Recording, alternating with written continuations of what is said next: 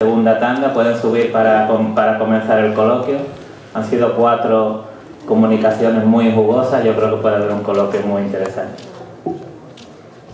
Y si los focos me lo permiten, pues si hay alguna pregunta, si los focos me permiten ver, porque me tenía que haber traído las gafas de sol. ¿Alguna pregunta? ¿Tienes? No, tengo una gafa sola. Allí al fondo. ¿Estamos?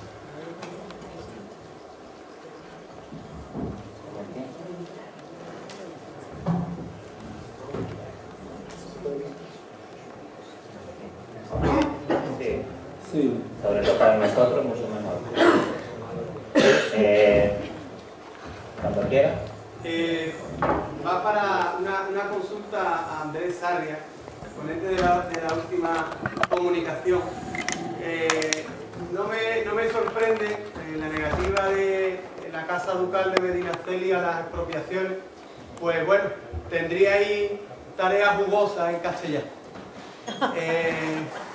Sí es verdad que me sorprende que siendo el gobernador recién nombrado quien impulsara la 9ª provincia, tuviera tanta contestación en los distintos ayuntamientos, entendiendo que al final el gobernador, si no me equivoco, lo nombraba quien mandaba. ¿Cómo fue aquello? ¿Cómo? Porque la verdad me sorprende de que tuviera esa contestación. Y luego, pues en cuanto a la Casa Ducal de Medinaceli, pues tenéis tarea en castellano. Sí. Las propiedades, ya digo, del duque de Medinaceli, pues están en cuestión, bueno, ya no, eso es agua pasada, ¿no? Pero la forma de esas propiedades, de adquirir esas propiedades, nunca estuvo del todo justificada, nunca pudieron justificarla. Mejor dicho, a finales en Tarifa, por lo menos, que yo tengo más conocimiento, en 1873, si no me falla la memoria, es cuando los Medinaceli legalizan mediante notaría, en la notaría de Algeciras, la propiedad de sus 9 dehesas. Hasta esa época no tenía justificación, no tenía legalmente, en fin, en su momento fue una cesión por parte de ayuntamiento de parte del ayuntamiento de Tarifa, de determinados regidores que tenían interés, porque se dice que el duque les había prometido arrendarles esas tierras a un precio prácticamente tirado si aceptaban darle esos terrenos, y así es como se supone que finalmente se apropió de esos terrenos. Y así siguió por los siglos de los siglos, sin poder justificar legalmente, porque eso eran tierras del concejo, eran tierras realengas, estatales, públicas, y de esta forma, y en Castellar, en Almoraima, pues idem de lo mismo.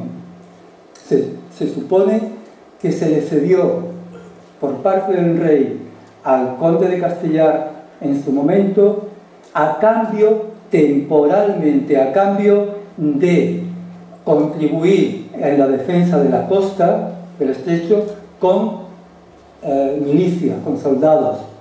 Pero durante un tiempo, y cuando dejara de prestar ese servicio, debía haber vuelto a la corona las tierras, ¿correcto? O sea, que no es que se le cediera ad eternum, no, durante un tiempo, mientras prestaba ese servicio. Esas son las formas con que se hizo con estas propiedades. Y respecto a que el gobernador efectivamente mandaba, pero a Porro nadie le hizo caso. Nadie le hizo caso. Los regidores eran al mismo tiempo grandes propietarios, o sea, que eran los que mandaban. Y que tú que vas a venir aquí a quitarme nuestro provecho con lo que nosotros, o sea, tenemos el poder y al mismo tiempo nosotros decidimos qué tierras aprovechar. No, no vas a quitar tú. He estudiado bastante las actas capitulares de Tarifa y puedo decir que efectivamente los regidores y esto se quejan, salvo en este momento, se quejan siempre de que eran terrenos baldíos, que no servían para nada, que no había nadie allí, que la costa no tenía personal para defenderse, y con esa excusa apelaba al rey para que le diera arbitrios o no sé cuánto, ¿no? Pero cuando llega este momento de que Porro quiere poblar esas tierras, tal, pues dice, no, estas tierras están súper pobladas, están súper bien aprovechadas, porque eran ellos los que se aprovechaban de esos terrenos cuando les venía bien. Y justamente un enfrentamiento que tuvo tremendo fue con el corregidor de Gibraltar, de San Roque, que en aquel momento era como decir lo mismo, ¿no? San Roque y Gibraltar. El corregidor de San Roque fue su enemigo número uno, vamos. Bueno, y todos los regidores, ¿no? Y justamente pues, se ha hablado aquí del capitán Montañón, fue uno de los que más se enfrentó a Porro. Montañón, que tenía propiedades aquí y allí. Y por cierto, en estos años, creo que en 1723 es... Porque, bueno, esto, como han dicho alguien aquí, podríamos estar un buen rato. Algeciras estaba en las ruinas. Justamente, cuando Porro dice que pretende hacer renacer Algeciras, los regidores dicen, no, allí hay una población tremenda. ¿Qué hicieron en ese preciso momento el ayuntamiento de San Roque? Llamar a gente de todos los pueblos comarcanos para ofreciéndoles, digamos, beneficios de tierras, para que se viniera urgentemente y además hicieron un censo en ese momento diciendo, no, visto aquí estas tierras están pobladas, Algeciras tantos vecinos con tantas casas, los barrios San Roque con cuánto, y obligaron incluso a los digamos exiliados españoles de Gibraltar a no solo tener chozas, que fue lo que en principio más o menos había sino a hacer casas con techado de obra, no simples chozas míseras, que es lo que había, ¿no? Les obligó a asentarse allí, pero con casa bien hecha. Y por eso ese crecimiento tan rápido entre 1721 y 1724, que referencia el ingeniero Berbón, de crecimiento de Algeciras, que fue rapidísimo en muy poco tiempo. Creo que me he extendido más de la cuenta, perdón. Alfonso, tenemos tres palabras. Primero Alfonso, por favor. Alfonso, por favor. Sí. Bueno, en primer lugar, felicitar a todos los comunicantes de la sesión de esta tarde. Mi pregunta es para Álvaro. Me ha parecido muy interesante la incursión que ha hecho en los partes de guerra. La documentación militar parece tan denostada, tan infrautilizada, descubre muchas claves que no están en la otra.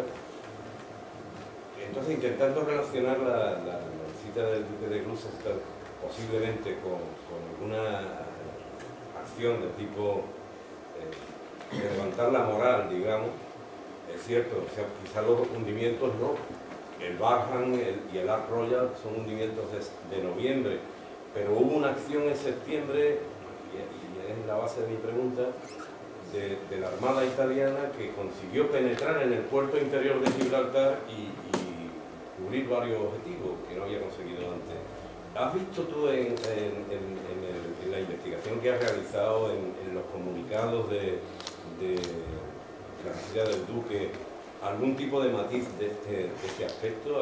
Algo, una visita que tenga una motivación, algo así como para levantar la moral después de una situación comprometida como la que se estaba viviendo en el Mediterráneo en 1941? Pues en concreto sobre esos aspectos, digamos, de moral, de tratar de mejorar el convencimiento sobre las operaciones militares, de que todo iba bien, no hay nada, pero eso también es, o sea, los silencios a veces son elocuentes, porque, como decía al principio, la Crónica en Gibraltar era un periódico elaborado por la guarnición militar y siempre se ha recalcado mucho que había una censura muy clara sobre el periódico, ¿no? Entonces, como lo que yo he trabajado ha sido con prensa, en la Crónica no he visto que hubiera ninguna explicación de eso y además tiene sentido que no lo hubiera, porque muy probablemente no se querría reconocer muy públicamente, por cuestiones de propaganda, que sí que había pues, ese tipo de problemas o que había habido incursiones. Todo eso se trataba un poco de reducir. De hecho, como hemos visto, estos dos hundimientos que coinciden en la fecha, en la Crónica no se mencionan. Sin embargo, bueno, pues la prensa española sí, porque proceden de partes de guerra alemanes que pues, elogiaban sus victorias, sus hazañas, y al contrario, la prensa local gibraltareña pues trataban de prodigarse en aspectos positivos y no en lo que hubiera pasado como acciones más amenazantes con respecto a la posición británica, ¿no? Entonces no lo hay, pero probablemente el motivo sea este. El señor del fondo y después usted, y después hay otra allí, por favor. Rápido, una para Álvaro. Muy interesante el marco cronológico que has elegido, sobre todo porque el 54 es la última visita de un monarca inglés, que fue cuando Isabel II visitó Gibraltar. ¿Has tenido alguna aproximación al impacto que tuvo en la prensa española de esta visita? ¿Algún tipo de comparativa con la del Duque de Gloucester? Sí, justo eso es lo que ahora quiero empezar a trabajar más, sobre todo los años previos a la visita de Isabel II, porque es verdad que tiene paralelismos con la visita de Jorge V en 1912 y la cobertura fue totalmente distinta. Sí que he visto portadas, sí que hay noticias y sí que hay muchos comentarios sobre la visita de la reina, y de hecho lo que comentaba de Tommy Norton es que él sacó una documentación del Foreign Office que decía que era de la Embajada Británica, en la que ellos habían advertido discrepancias de altos mandos del franquismo sobre cómo aumentar la presión, eso entre comillas, sobre Gibraltar con motivo de la visita de la reina. O sea que fue algo realmente orquestado a nivel gubernamental, eso es evidente, y contrasta absolutamente con la visita del Duque de Gloucester y las anteriores, que simplemente pues dieron nota de ello, ni lo ocultaron, ni lo criticaron, ni tampoco lo elogiaron, simplemente informaron de ello de una manera bastante neutra. Y la visita de la reina, pues sí que sobre eso hay más estudios, sobre lo que pasó en el año 54, y sí que la prensa pues hizo una campaña muy extensa en todos los periódicos españoles de manera contraria a esa visita, siempre pues hablando de que era una amenaza para España. Sí que hay muchas menciones a que era intolerable que un monarca inglés pisara territorio español, refiriéndose a Gibraltar, y todo eso contrasta pues, absolutamente con cómo se había hablado previamente sobre este tipo de visitas, que fueron, bueno, pues no es un caso único el de la reina, sí que hubo otros anteriores muy similares. Gracias. La otra pregunta era para Andrés, muy rápida. Para encarcelar a un gobernador, se entiende lógicamente que ha perdido el favor del rey. ¿Cuál es, muy breve, cómo va evolucionando este favor real? Porque para ser una empresa ilustrada, sobre todo llevada a cabo por un extranjero, tiene que tener un favor real desde un principio. ¿Cómo va evolucionando? ¿En qué momento se rompe el favor de la corona? Bueno, yo creo que bueno, la corona está condicionada también, o sea, el rey manda, en aquella época el rey mandaba, no era un rey constitucional como ahora, pero también tenía sus, digamos, consejos. Es decir, el rey mandaba, pero bueno, hasta cierto punto, ¿eh? Estaba el Consejo de Castilla, que es el que le daba las directrices. Y un poco le guiaba, ¿no? O sea, no solamente el rey decía, porque otra cosa era materialmente imposible, ¿no? Pero yo, no consta documentalmente, pero yo creo que el rey se vio obligado por las circunstancias, por la oposición que encontró en la zona por parte de los ayuntamientos. de los ayuntamientos de entrada de Tarifa y San Roque, porque la cosa no fue más allá, porque la intención era ir más a todos esos pueblos que he mencionado, pero es que no hubo lugar, porque solo se hizo 4 casas en Bolonia y otras tantas en casas de porro. Por lo menos nos ha quedado ese nombre que yo creo que no mucha gente sabe el origen de tal, ¿no? Caserío. Bueno, yo creo que por lo menos merece un pequeño homenaje de decir, bueno, esto fue por este señor que fue un osado total, ¿no? Bueno, alguien lo puede calificar como aventurero o tal. Los padres, como buen genovés, eran ricos comerciantes que comerciaron con las Indias, con barcos, y se hicieron pues de mucho dinero, ¿no? Eran nobles, pero nobles italianos de los que trabajan, no de los que aquí había, ¿sabes? Y gracias a estos genoveses, mayormente genoveses, que inmigraron sobre todo a Cádiz, Sevilla, pero en Cádiz floreció, pues en parte gracias a toda esta inmigración italiana, mayormente, ya digo, de genoveses. Entre ellos los porros, porque fueron padre y familia, los Ferro, los Ferrari, en fin, un montón de familias que todavía estos apellidos son bien conocidos en Cádiz, ¿no? Y entonces, ¿cómo evolucionó este giro radical? Pues yo creo que el rey personalmente se vio forzado porque tenía el favor del rey. Porro no era un aventurero de 3 al cuarto, ¿eh? Se codeaba con los más floridos del poder. Es decir, le llegaron a ofrecer el ya emperador y antes pretendiente a la corona de España, Carlos, que fue nombrado, digamos, nombrado rey como Carlos III, que no tuvo más recorrido. El ya emperador de Austria, Carlos, le ofreció altísimos puestos que rechazó, por tal de quedar al servicio del rey de España, porque como se sabe, este territorio, esta región del final, fue parte de la monarquía española hasta la Guerra de Sucesión, hasta 1706. O sea que ellos eran ciudadanos, digamos, españoles, ¿no?, de la monarquía. O sea que no es casualidad esto de que quisiera seguir, es que ellos habían pertenecido desde 1602 a la monarquía española. Tenían el favor de Felipe V y mi opinión es que Felipe V no se vio forzado. Muchas gracias. De acuerdo. Aquí tenemos una pregunta y después allí al final. Andrés, si me oyes bien, porque tú de subir montaña mucho, pero después de aquí parece que... Por eso... Bueno, te voy a gritar. Con tu permiso. ¿Qué estructura jurídica da Porro a esa provincia? Porque claro, hasta 1833 con Javier de Burgos no se crea el sistema... Como diría alguien, buena pregunta. Bueno, pues ya está. Empieza a contestar. Y también quería una pregunta para Álvaro, si puede hacer ahora o después. Si os parece, como hay alguna más, vamos a intentar ser relativamente breves dentro de las posibilidades. En las preguntas y en las contestaciones. Sé que va por mí. Pues mira, en 2 palabras.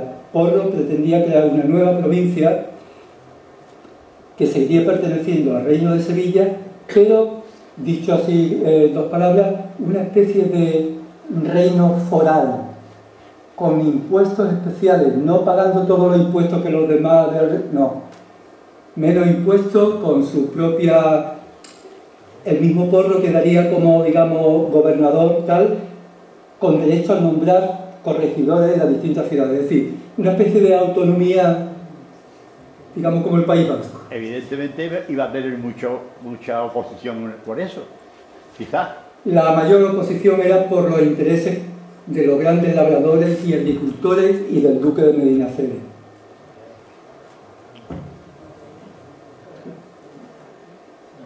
Sí. ¿Quiere usted decir la segunda o pasamos así. No, sí, si lo haga él después, ¿no?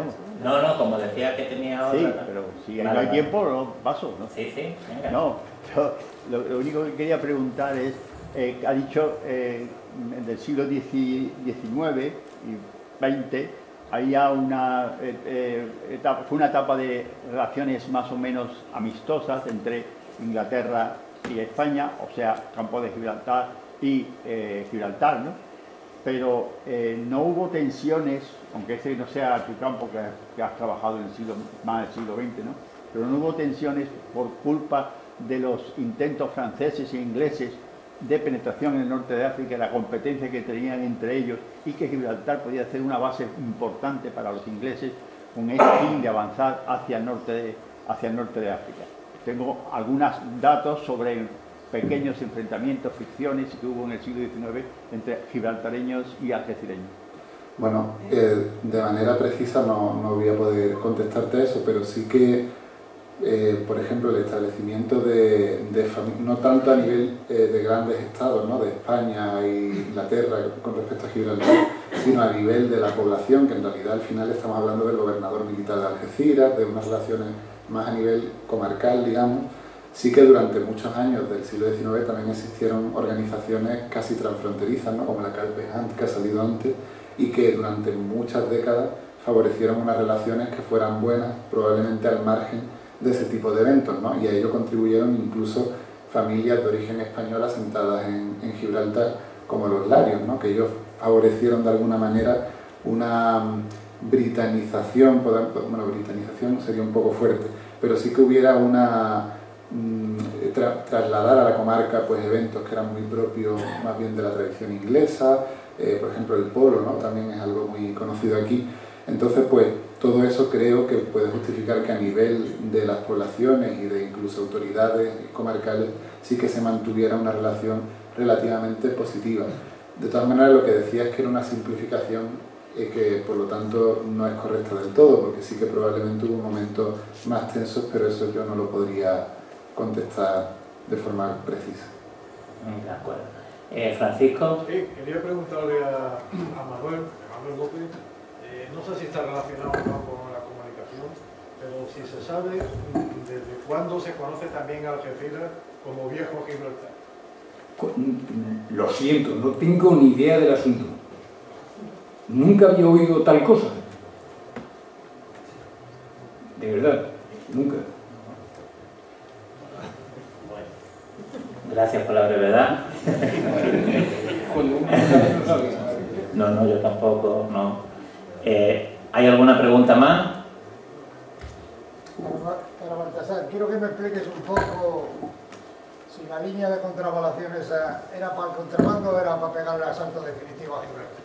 Porque la cosa supongo que sería para otro, para dar una estacada, no para el contrabando, que era por mar fundamentalmente.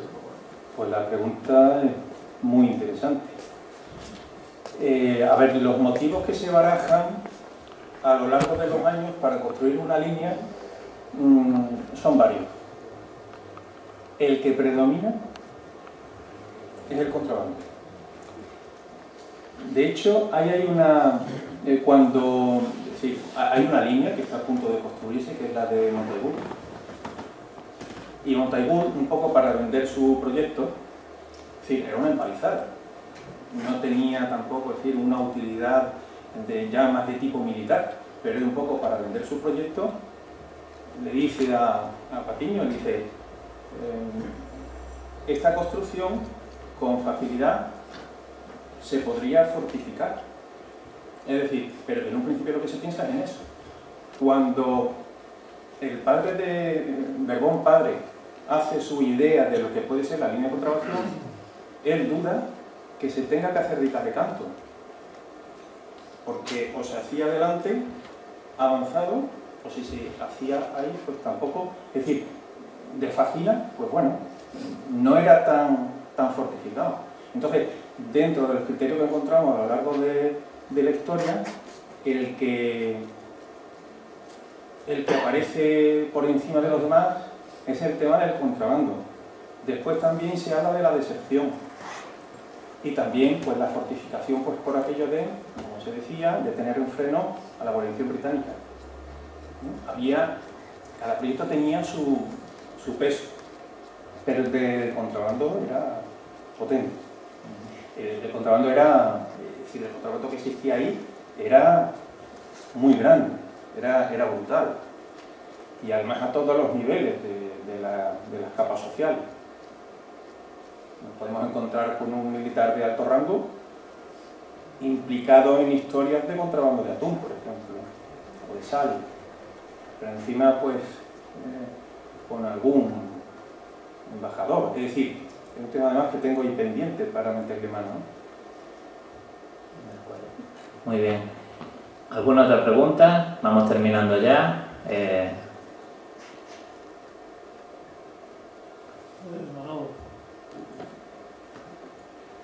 Me ha llamado la atención cuando ha mencionado la presencia de granadinos, la influencia de Granada en ese periodo.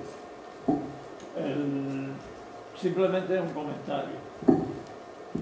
Sabemos que el reino de Granada llegaba hasta Algeciras. Andalucía estaba dividida entre el reino de Sevilla y el reino de Granada. Entonces es curioso que en un periodo ya cristiano, cuando ya Algeciras es cristiana, se siga heredando el granadismo, digamos, de la zona. Es un concepto meramente administrativo, militar, porque la Capitanía General está curiosamente en la Alhambra, con el conde de Tendilla, y bueno, he tratado de establecer una relación entre ese periodo árabe que parece que heredáramos los cristianos en cuanto al concepto de la importancia de Granada en toda esta zona. Sí, vamos, yo por lo que sé, nos dicen los libros de historia más o menos profundos, como dije, así empecé, cuando se van los almohades de España, en la península, se produce una desbandada total, como suele ocurrir cuando falta el poder central, y entonces hay un andalusí que se llama Ibn Hud, que es el que acumula, el que sustituye a los almohades, pero es que en el año 1238 lo asesinan y ya sabemos lo que ocurre, cada uno se va por un lado. Entonces es cuando surge el Reino de Granada. El Reino de Granada incluía todo el campo de Gibraltar. Y no me extraña que esa tradición, es que no quiero extenderme mucho, esa tradición pues persista a lo largo de los siglos. Antes tenía que haber dicho, pero no lo he dicho por la precipitación del momento, que la costumbre que había en la Edad Media era que cuando una ciudad se resistía en un cerco, el resultado final de esa resistencia era la entrada al asalto y la muerte de todos los ciudadanos. Prácticamente era una matanza. Y eso en un cerco y en otro tratan de resistirse, ¿no?, de que eso se produzca. Y ese era el interés que tenía Granada, el rey de Granada, por la gente que vivía en Algeciras. No quería que se produjera esa matanza de granadinos. El sultán de Marruecos, eso pues no le importaba mucho. Por eso cuando va a pedirle los 100.000 dinares que le pide en aquel momento, que era el importe de lo que se gastaba en 2 meses, lo rechaza. Él tendría otros motivos, no le importaba a la gente, porque lo que había aquí era solamente la guarnición, era norteafricana, la mayor parte de la guarnición. Y otra de las cosas, también al hilo de lo que estamos diciendo, es el interés de Granada por recuperar Algeciras como la recupera en 1369.